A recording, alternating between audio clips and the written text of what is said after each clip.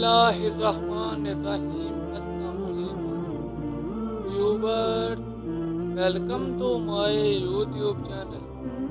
हमें अपनी ज़िंदगी के मामलात में हमेशा सोच समझ से काम लेना चाहिए और कोई भी इंतहाई कदम उठाने से पहले खूब सोच विचार कर लेना चाहिए कि इसका दुनिया में और आखिरत में अंजाम क्या होगा। कहीं अल्लाह पाक की नाफरमानी तो नहीं है, कहीं अल्लाह पाक से मेरी पकड़ तो नहीं होगी। और इंसान को चाहिए कि अपनी दुआओं में अल्लाह पाक से हर तरह की आफियत, सेहत और खैर तलब करता रहे कि ज़िंदगी के तमाम मामलात में उसके साथ भलाई वाला मामला हो और अल्लाह पाक उसके गुनाहों को दरगुजर करके उसको माफ़ी अता फरमाए। वालिदैन के इकलौते बेटे और दो बहनों के इकलौते पढ़े लिखे भाई जुनैद का अपने मोहल्ले के एक नौजवान लड़के से झगड़ा हो गया। हाथापाई हुई और कुछ गालियों का तबादला भी हुआ। जुनैद घर आया और अपने कमरे में बैठ गया। उसने अपने दुश्मन को मारने का फैसला कर लिया और अलमारी से पिस्तौल निकाल लिया।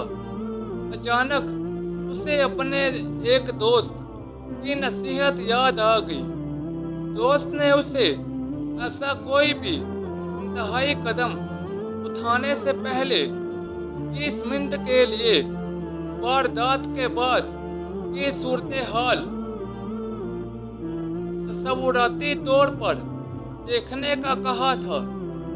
जुनैद ने तस्वुर में अपने दुश्मन के सर में 3 गोलियां फायर करके उसे अबदी नींद सुला दिया। 1 घंटे के बाद वो गिरफ्तार हो गया। गिरफ्तारी के वक्त उसके वालिदैन और 2 बहनें कूद कूद कर रो रही थीं। उसकी माँ बेहोश हो गई। मुकदमा शुरू हुआ तो घर खाली होना शुरू हो गया। एक के बाद एक चीज बिकनी शुरू हो गई। बहनों के पास तालीम जारी रखना नामुमकिन हो गया और उनके डॉक्टर बनने के ख्वाब मुकदमे के फाइल में खर्च हो गए। बहनों के रिश्ते आना बंद हो गए और उनके सरों में चांदी उतरने लगी। जेल की सुलाहों के पीछे हर हफ्ते वालिदैन और बहनें मुलाकात के लिए जाते। बहनों का एक ही सवाल होता कि भैया अब हमारा क्या होगा, हम अपने भाई के बिस्तर पर किसे सुलाएंगे, हम भाई के राज कैसे उठाएंगे। भाई के पास कोई जवाब नहीं होता। फैसले का दिन आया और जुनैद को सजाए मौत हो गई। सजाए मौत की तारीख मुकर्रर हो गई। 25 मिनट गुजर चुके थे और जुनैद के जिस्म पर दर्जा तारी हो चुका था। जेल में वो अपनी मौत के कदम गिर रहा था और घर में वालिदैन और बहनें अपने कर्ब और अज़ियत के जहन्नुम में झुलस रहे थे। जुनैद की आंखों पर काली पट्टियां बांध दी गईं और उसे फांसी घाट की तरफ ले जाया गया। 29 मिनट हो चुके थे। फांसी घाट पर पैर रखते ही 30 मिनट पूरे हो गए। जुनैद पसीना पसीना हो चुका था। उसके जिस्म में कपकपी ताड़ी थी। उसने पिस्तौल वापस अलमारी में रख दिया।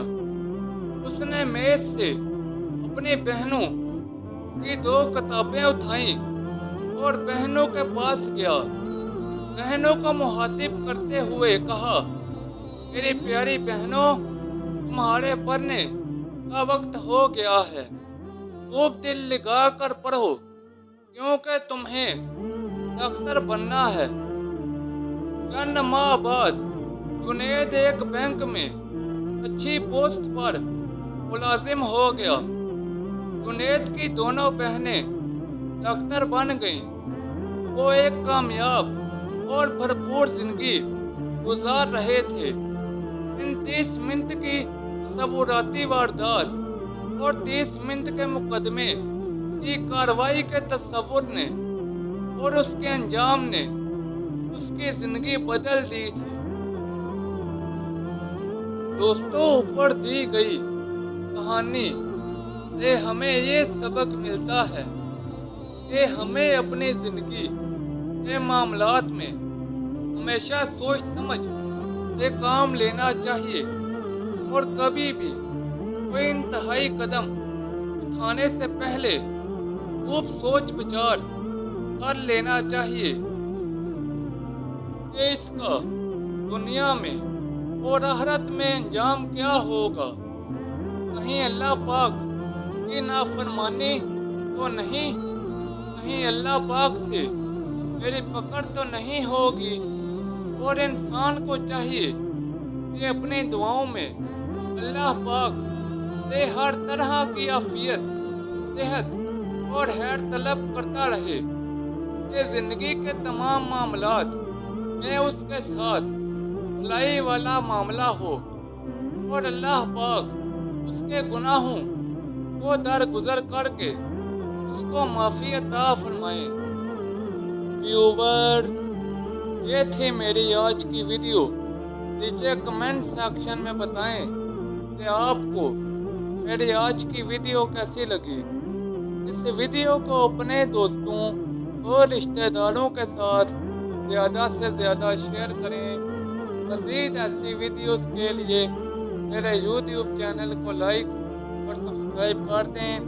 تو جلد ملتے ہیں نئی ویڈیو کے ساتھ، تب تک کے لیے اجازت دیں، اپنا خیال رکھیں۔ اللہ حافظ۔